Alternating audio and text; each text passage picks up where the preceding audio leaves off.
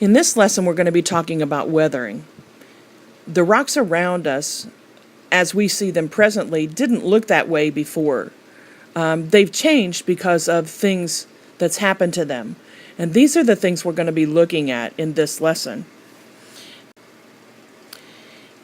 If we take a look at this picture, this one right here, you can see that that rock has been carved by something.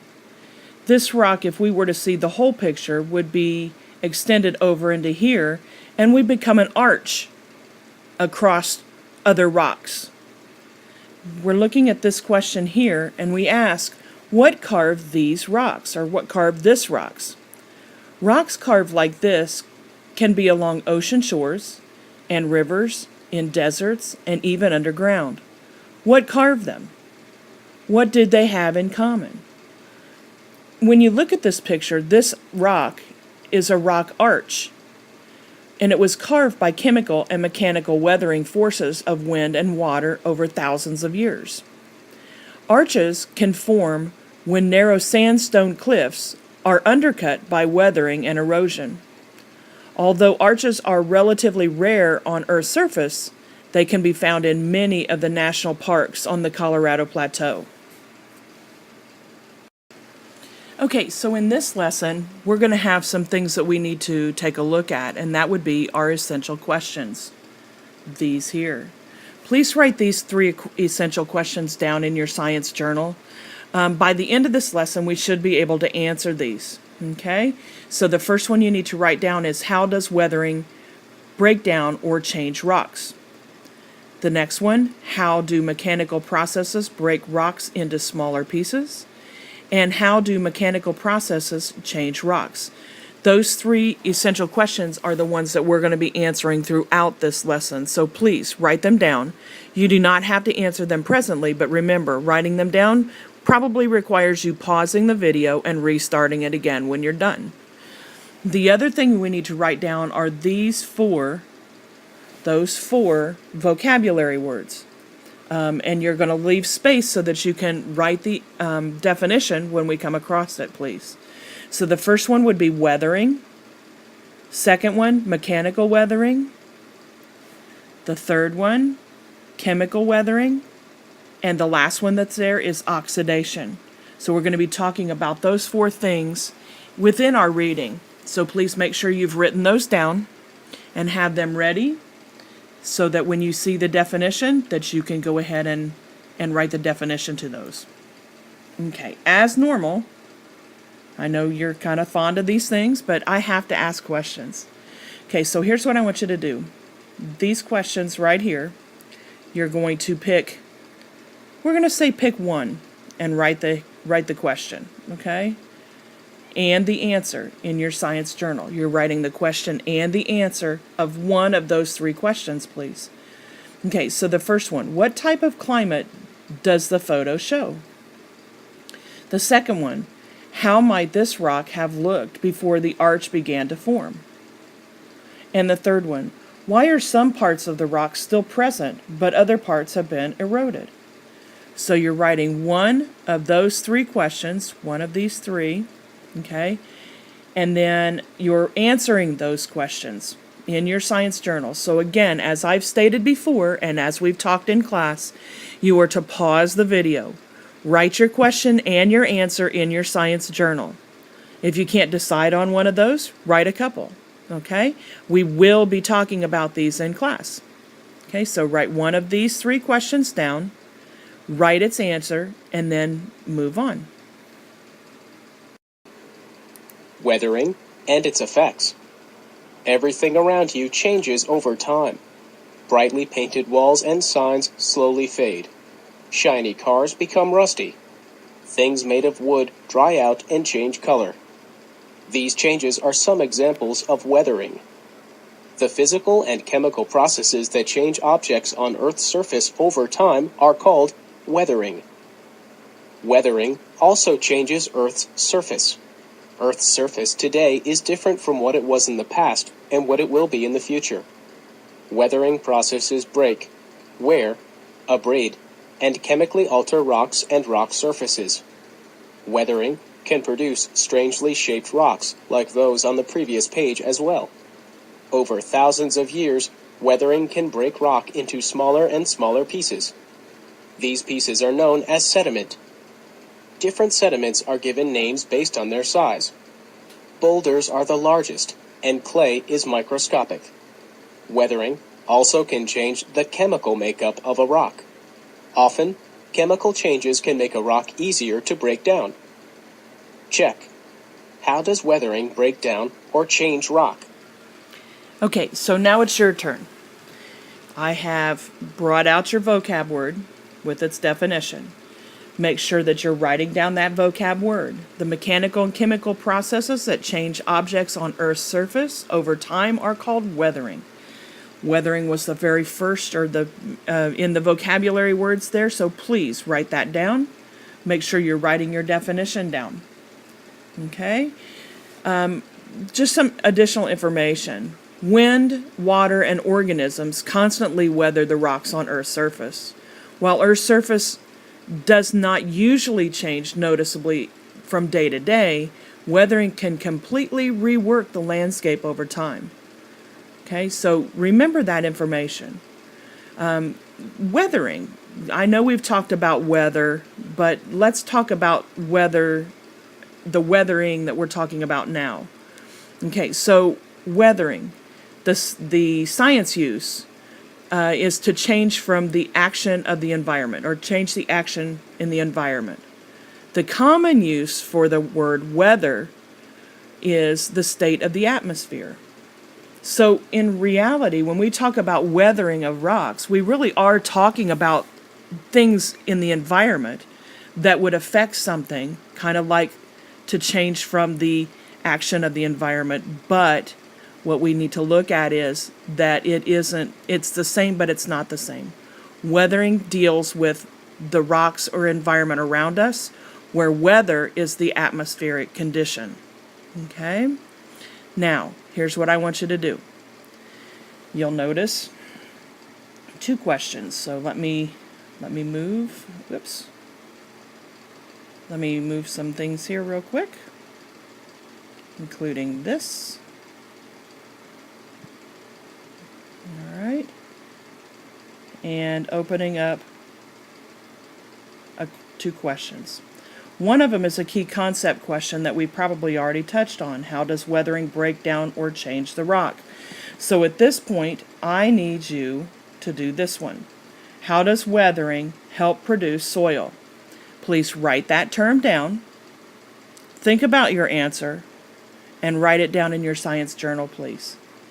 Okay, this isn't a hit or miss. This is fine. Whatever you answer is fine. I just want you to make an effort in trying to do it. Okay? Try to answer these questions when I ask them. You're going to have to pause the video and restart it again when you're done writing. Okay? Science journal, please. How does weathering help produce soil? Mechanical weathering. When physical processes naturally break rocks into smaller pieces, mechanical weathering occurs. Mechanical weathering is also called physical weathering. The chemical makeup of a rock is not changed by mechanical weathering. For example, if a piece of granite undergoes mechanical weathering, the smaller pieces that result are still granite. Okay, so mechanical weathering is a process in which only physical changes occur in rock materials.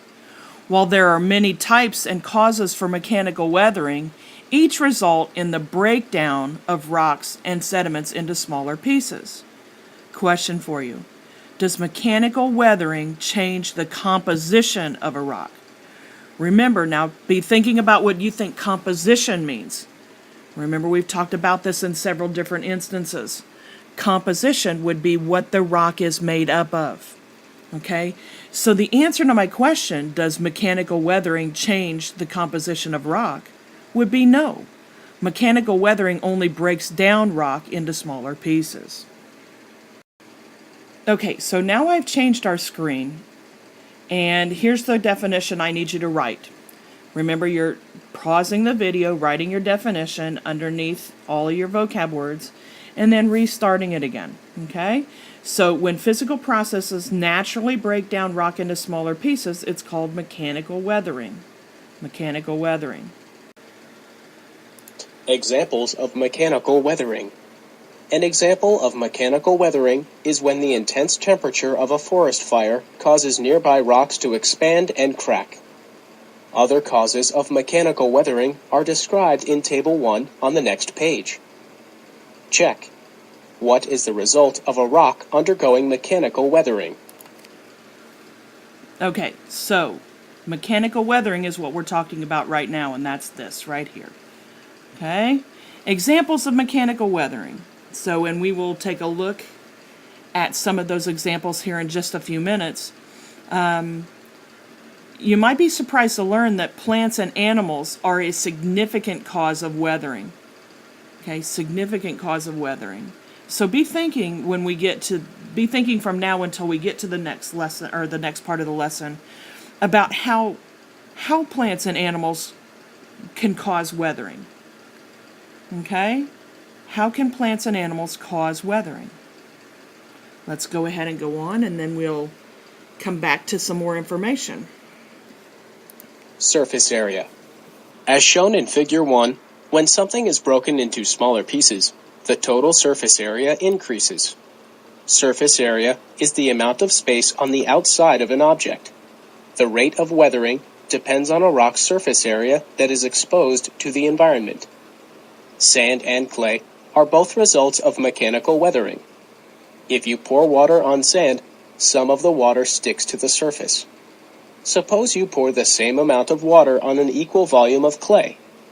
Clay particles are only about 1/100th the size of sand. The greater total surface area of clay particles means more water sticks to its surfaces, along with any substances the water contains. The increased surface area means that weathering has a greater effect on soil with smaller particles. It also increases the rate of chemical weathering. Reading check. Why is the surface area of a rock important? Okay, so let's talk a little bit about surface area.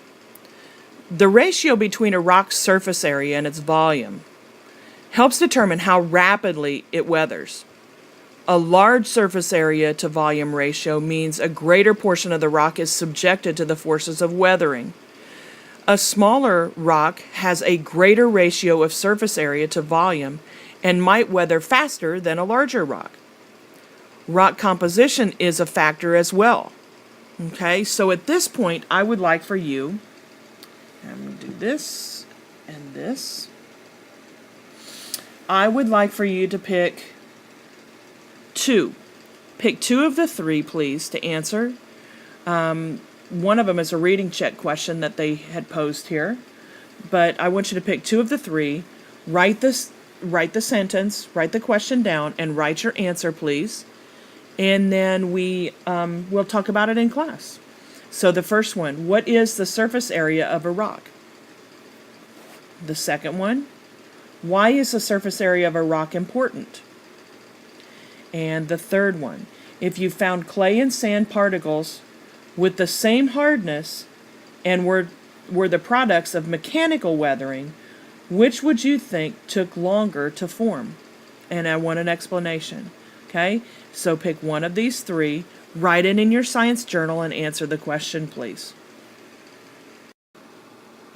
Okay, so in this part of the information, this is where that table was from the last part of the talk that asked you to look at the differences. So make this a little smaller, make this a little larger, so we can take a look at what it has to say for us. Okay? So this is table 1, causes of mechanical weathering. Things that causes a rock to break down in pieces but not change its composition. Okay, the first one is ice wedging. One of the most effective weathering processes is ice wedging, also called frost wedging. That's where water enters cracks in the rocks. When the temperature reaches 0 degrees Celsius or 32 degrees Fahrenheit, which is freezing, it freezes the water in there. Water expands as it freezes, and the expansion widens the cracks. So, as shown in this photo, which is this one right here, this one right here, you can see that the ice is down in cracks of rocks. Okay, water expands once it gets in there, and it expands and breaks the rock apart. Repeated freezing and then thawing can break the rocks apart even quicker. Okay, so that's ice wedging. The next one that's there, this one right here, is abrasion. An abrasion, if you notice, is the rocks in a river, okay, with the movement of the water. So another effective mechanical weathering process is abrasion. The grinding away of rocks by friction or impact. When they move the rocks and touch them against each other, that may hit hard enough to break the rocks apart. Okay? It's the grinding away of rock by friction or impact. For example, a strong current in a stream can carry loose fragments of rocks downstream. The rock fragments tumble and grind against one another. Eventually, the fragments grind themselves into smaller and smaller pieces. Glaciers, winds, and waves along ocean or lake shores can cause abrasions. Okay? So those are two of the pieces of information. The next one, we'll bring this one up, are two that they talked about, and that's plants and animals. Okay? So plants and animals, we're going to go to that one. Okay, so what you see here, you may not see it as clear as what I'd like for you to, but you've seen trees growing into rocks. Okay, well, that's part of the plant process. Plants can cause weathering by crumbling rocks. Imagine a plant growing into a crack in a rock. Roots absorb minerals from that rock, making it weaker. As the plants grow, as the plants grow, its stem and roots not only get longer, they also get wider. The growing plant pushes on the sides of the crack that it's moved into, and over time the rock breaks. For a more common example, if you take a look at the pavement around the school, there are areas where there's cracks, and yet you can see weeds growing out of those cracks. It happens that weed has taken root in an area that there was some minerals, and now it's pushing the pavement apart. If left alone, the pavement will continue to crack and become a bigger hole after a while. That is mechanical weathering by plants. The next one, which is this one here, is mechanical weathering by animals. Animals that live in soil create holes in the soil where water enters and causes weathering. Animals burrowing through loose rock can also help to break down rock as they dig. This picture is of a mole. Okay?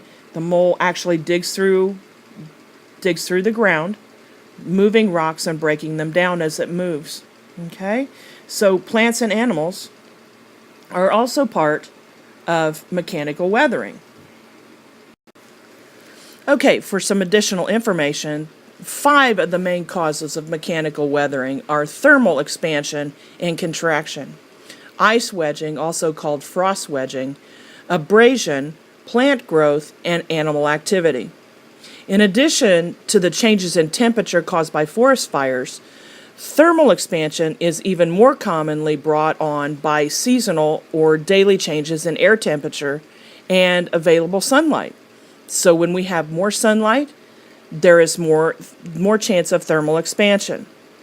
Okay? So let's think of that. Think of that. The temperature, air temperature, can also be causing the breakdown or mechanical breakdown of rocks. Okay? So now, as we go on, I am going to point out, let's see. Oops. Let's bring this forward so that you guys can see it. Okay, there are 4 questions. You are to write down 2 of the 4 questions and answer them, please, in your science journal so that we can talk about them in class, please. Okay, the first one, you get to pick, by the way, any of these 4 questions. In which type of climate would you expect to observe ice wedging? Okay, the second one, what must happen to rock before ice wedging or plant growth can cause it to break apart? Okay, the third one. Which two substances causes abrasion of rock when they flow? And the last one. Can animals cause abrasions? And I need an explanation of that one. So remember, you're picking you're picking two of the four to write down in your science journal. Remember, that's probably pausing the video. Okay, pause the video, and then write them down, and then answer the question, and then move along. Okay? Okay, so at this point, because a student has asked me to, and it was kind of a cool idea, I'm going to do this. So starting with this video, and at this point, I'm doing a shout out to a student. Tremarcus, have a great week this week. I'm looking for great productivity from you in science class. Okay, so we're moving right on. Chemical weathering. Figure 2 shows how chemical weathering can affect some rock. Both obelisks were carved in Egypt about 3,500 years ago. One was moved to New York City in the 1800s. There it has been exposed to more agents of chemical weathering. Chemical weathering changes the materials that are part of a rock into new materials. If a piece of granite weathers chemically, the composition and size of the granite changes. Reading check. How does chemical weathering differ from mechanical weathering? Okay, so here's where we switch to a different type of weathering. This time it's chemical weathering. All right, so as we look, the obelisks that were there, that was what I was pointing to, this one and this one. Okay, the granite obelisks were carved in a dry climate. This one right here was carved in a dry climate, as well as this one. They were both carved in a dry climate. However, this one was moved to New York City out of that dry climate, okay, where it's much wetter. The climate is different and it's a wetter climate. Look at the difference between this one, and they were carved at the same time, okay? So look at the difference between climate and what it causes. Climate causes more weathering, okay, on the one in New York. Chemical weathering occurs when new substances form due to chemical interactions between rock materials and water and air. You may be interested to learn that lichens, which are like fungus and algae, can chemically break down a rock. Okay, so here's what I want you to do. Back to our fun little questions, and I know how much you love these, but let's do this first. You had a vocab word, and it is chemical weathering. Okay, make sure you're writing your definition down with your vocab, please. Chemical weathering changes the material that are part of a rock into new materials. Okay, make sure you're writing that down. So that probably means you need to pause the video, please. Write the information down and restart the video when it's time. Okay, so next, I'm making that smaller. Okay, and next would be our most important, and that is questions. You can pick one of these two, please. Pick one of these two to write down in your science journal and answer, please. How does chemical weathering differ from mechanical weathering? How does chemical weathering differ from mechanical weathering? The other one, which agents of chemical weathering could have caused one obelisk to become so much more weathered than the other one? Okay, so one of those two, you're picking one, writing the question and the answer in your science journal, please. Water and chemical weathering. Water is important in chemical weathering because most substances dissolve in water. The minerals that make up most rocks dissolve very slowly in water. Sometimes the amount that dissolves over several years is so small that it seems as though the mineral does not dissolve at all. For a rock, the process of dissolving happens when minerals in the rock break into smaller parts in solution. For example, table salt is the mineral sodium chloride. When table salt dissolves in water, it breaks into smaller sodium ions and chlorine ions. Ions are atoms that have electrical charges. Okay, so at this point I want you to choose one of these two questions to write down in your science journal and answer, please. Why is water an important agent of chemical weathering? Or, how are minerals dissolved by water? So one of those two, please write it down in your science journal, answer the question, and then we will be moving on. Dissolving by acids. Acids increase the rate of chemical weathering more than rain or water does. The action of acids attracts atoms away from rock minerals and dissolves them in the acid. Scientists use pH, which is a property of solutions, to learn if a solution is acidic, basic, or neutral. They rate the pH of a solution on a scale from 0 to 14. The pH of an acid is between 0 and 7. Vinegar has a pH of 2 to 3, so it is an acid. Normal rain is slightly acidic, around 5.6, because carbon dioxide in the air forms a weak acid when it reacts with rain. This means rain can dissolve rocks, as it did to the obelisk in Figure 2. Acid-forming chemicals enter the air from natural sources, such as volcanoes. Pollutants in the air also react with rain and make it more acidic. For example, when coal burns, sulfur oxides enter the atmosphere. When these oxides dissolve in rain, they ionize the water to produce acid rain. Acid rain has a pH of 4.5 or less. It can cause more chemical weathering than normal rain causes. Reading check. How can pollutants create acid rain? Okay, so acid rain is what we're kind of talking about, which is dissolving by acids. So dissolving the rocks by acid. The obelisk that we looked at earlier, which would be this one here. Whoops, sorry. That picture right there. I'm going to make this smaller so you can see. The one from New York, do you think maybe it might have been affected by acid rain? The pollutants that we put in the air, the chemicals from our cars and all the exhaust from our homes, that is acid rain. That gets mixed in the rain and it falls to earth, causing weathering, chemical weathering, which is changing, mechanically changing all of that, which is composing this rock. Okay? So my question to you at this time, and you're writing one of these two down, please. One of these two would be this. How does the addition of acid to natural rainwater affect the rate of weathering? That would be that question. The second one, how can pollutants create acid rain? So one of those two questions, please write it down and answer it in your science journal. Okay, and then we will move on. Oxidation. Another process that causes chemical weathering is called oxidation. Oxidation combines the element oxygen with other elements or molecules. Most of the oxygen needed for oxidation comes from the air. The addition of oxygen to a substance produces an oxide.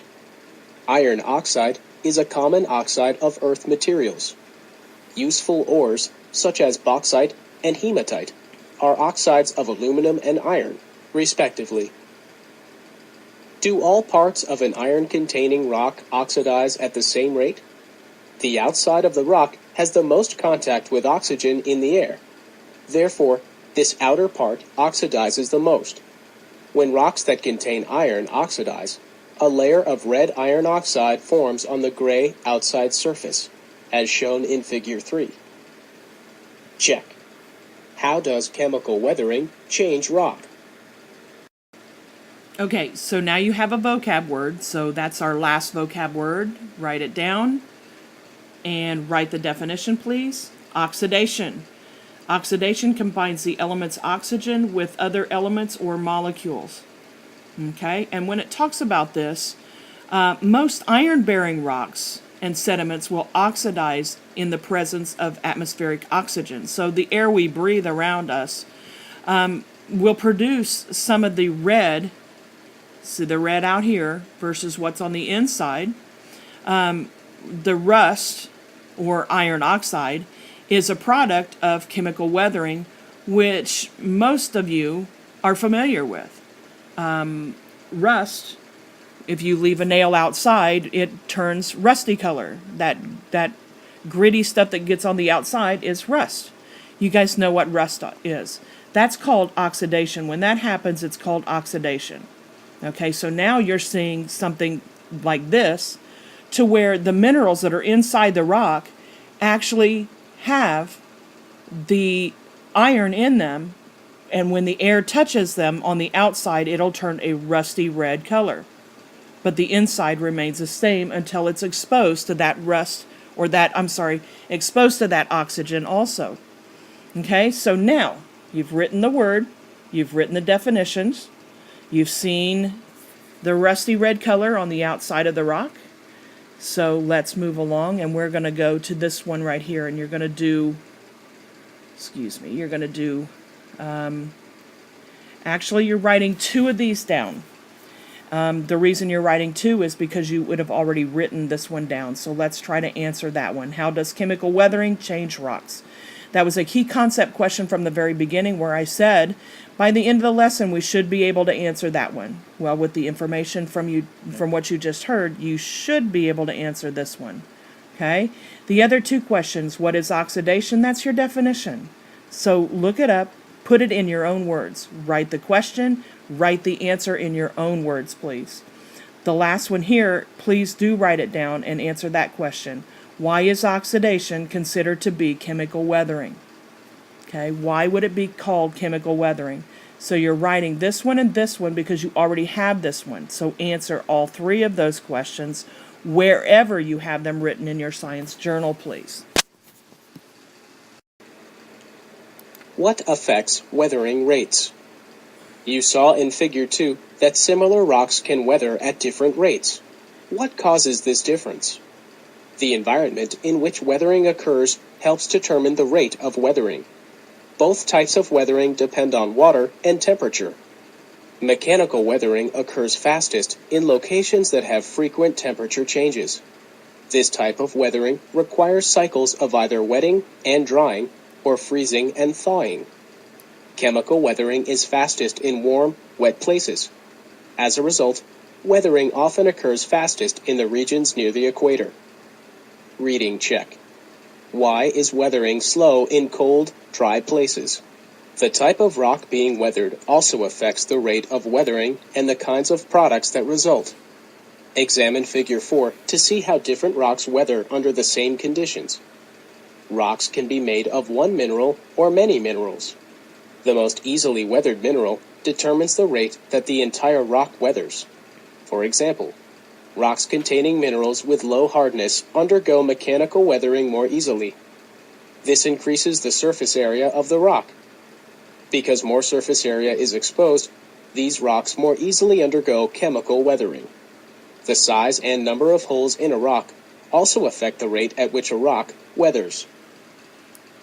Okay, so the example that you're seeing, which is this wall of different types of rocks, this one right here, this is a square that's been pulled out and magnified so that you can see it a little better.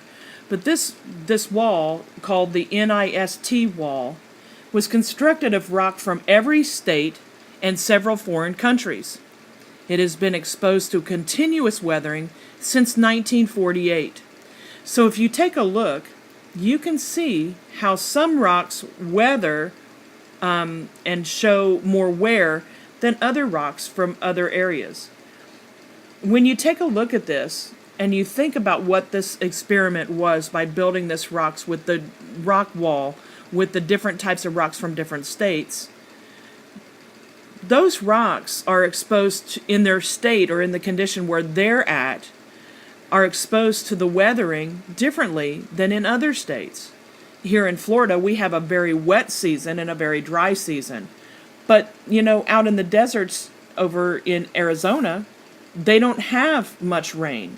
So those rocks are weathered by wind. Okay? Not chemical, but mechanical. Wind, not water as much. Okay? So when we look at this wall, the rate at which a particular rock weathers depends on its environment and its chemical makeup. Environmental conditions such as frequent temperature changes, highs and lows, and high rates of precipitation can speed up the weather process. We knew that. We see that happen quite often. Rocks that are made up of mostly minerals that are resistant to both chemical and mechanical weathering, such as quartz, which is very hard. We've looked at some quartz in class. That will weather much slower than rocks that are made up of mostly something softer and more chemically reactive, like feldspar or sandstone. Sandstone would wash very quickly away in water and any kind of chemical change.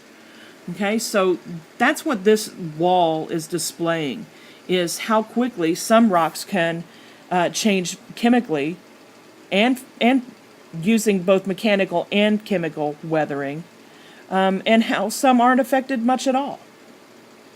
Okay, so I'm going to close that down. Excuse me. Here we go with this. Okay. And before we do this, do one more shout out. Let's have a great week, Riley. All right, so the next one, we are going to pick, let's see, let's do one, okay, one of these three, please. And that way you won't be all tired out from writing. All right, so one of these three. And you're going to write the question and you're going to answer the question. Okay? Which two factors affect the results of both mechanical weathering and chemical weathering? Okay, this one here. Why is weathering slower in cold, dry places? Or this third one right here. Why is the rate of chemical weathering faster in warm, wet climates? So pick one of these three. Okay? And you're writing the question and the answer. So at this point, you should be able to go back and answer all three of those key concept questions at the very beginning of our lesson that I said by the end you should be able to answer. If not, then make sure you're bringing your questions to class so that we can go through them, please. Because that's what having the lesson online is all about. You're able to listen to the lesson, write your answers down for these, and if you can't answer them, then we ask those questions in class so that I can help you. Okay? So the next thing to do, believe it or not, would be the end of the lesson review. Okay, this is the lesson review. You're going to be answering some questions. You're writing, and please listen closely. You are writing the sentence as well as your answer for this one. Okay? And this one, but only the sentence with the correct answer, please. And you will be writing this one. You will be doing the chart for this one. You will only write your answer for this one. And guess what? I am giving you a break. So today, you will only have to write for those, but I am going to let you know that this one here, you do not have to do, because we did not work it. I had changed my mind after I seen the information. So you do not have to worry about the math skills, which was determining area, because I know that you guys should be working on area in your math class. Okay? So, here's what I'm telling you again. I'm going to go over it one more time, so please listen. You need to write your question and your answer for this one. You're going to write your question and answer for this one, but only the answer that is correct. You are writing just your answer for this one, which should be a sentence in your own words. You are writing a sentence for this one in your own words. You're summarizing. You're using this one. You're writing a sentence, please. You're using the chart for this one. Answering just with the sentence. Do not have to write the sentence with this one. And this one, for critical thinking, you're going to do your best with. Okay? If you have questions, just write the sentence, okay? If you think you've got that, you can pause it. Make sure you have it written down. Answer those questions. We will be going over them in class. I hope you learned something, and I hope you like your shout-outs today.